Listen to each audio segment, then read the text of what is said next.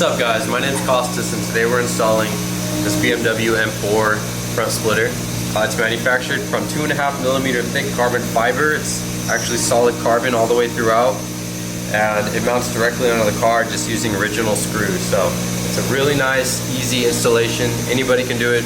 You can do it on your garage floor if you really want to, or you can take it to a shop to do, but it's a great installation. So we're gonna get to work.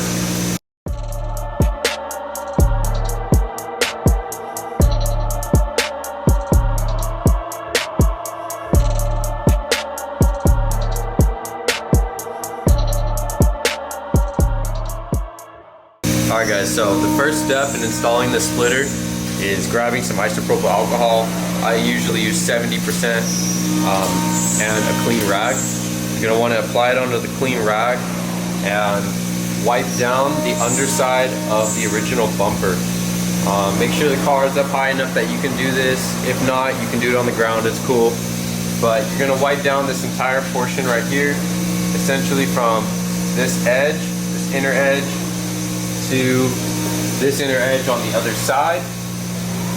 And the reason why we're doing that is we're going to apply some real thick rubber between the splitter and the bumper, and that's going to create a spacing for the splitter to sit level.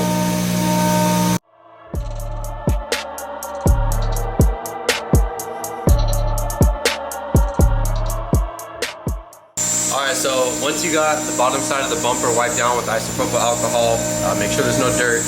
You can grab some painter's tape, just grab some blue masking tape, and you're going to place it about in the middle of this, between these two screws here. We're just trying to find the middle of the car right now. So I'm going to place it right there. And then you're going to get a ruler and measure the distance between these two bolts. So we're going to measure that right now, and it looks like it's about 7 7/8. That looks about right. So you'll want to mark the center of 7 7/8, which is going to be what, 3 1/2, 3 1/2 to 4 4. It's going to be 3 15/16. It's going to be the exact center right there. That's directly in the middle of these two screws.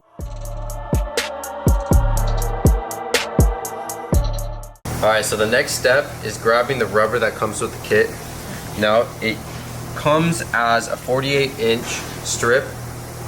Here, I'm cutting it down by 5 inches on each side using a diagonal cutters. It's likely that in the kit, it's already going to be cut down, but if it's not, then just cut down each side by 5 inches. So the total goes from 48 inches down to 38. That's all we really need. Now, you want to find the center of this strip.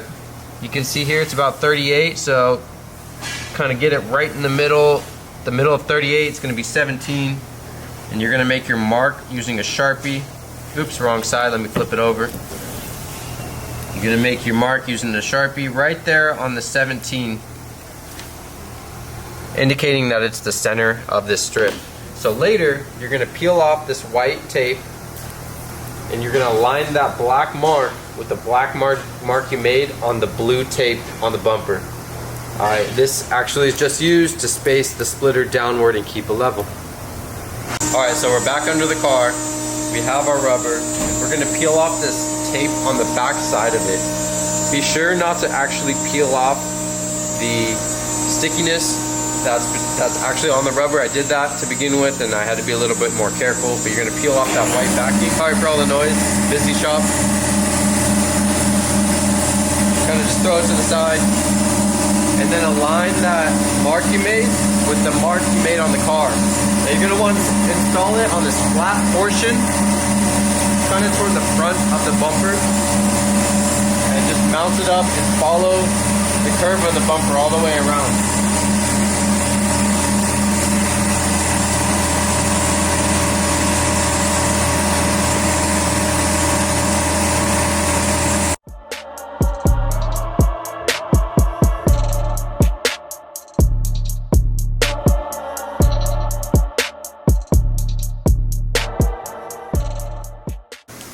So once once you have your rubber installed, the 38-inch strip, come back and remove the blue tape. You don't need that anymore on the car. And grab a 10mm socket and wrench. You can also use a drill. I use it on the lowest setting. And you're going to remove the 10mm screws along the front of this bumper. Those screws use a 10mm socket, so we'll go ahead and do so right now.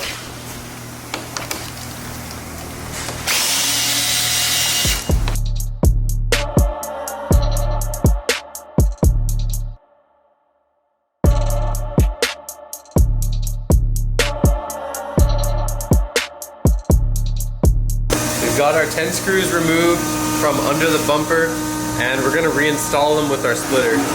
It's just in all the original spots.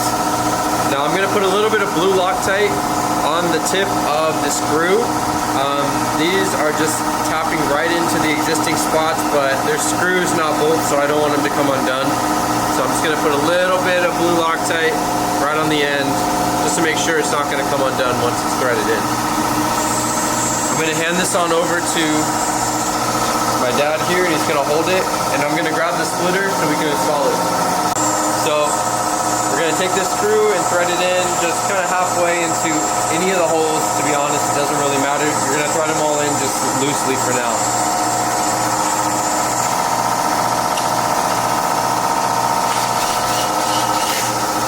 So I went into that one hole. I'm gonna make sure it's a little loose, and then move on to the rest. Just putting blue Loctite on each one. So I'll get to work.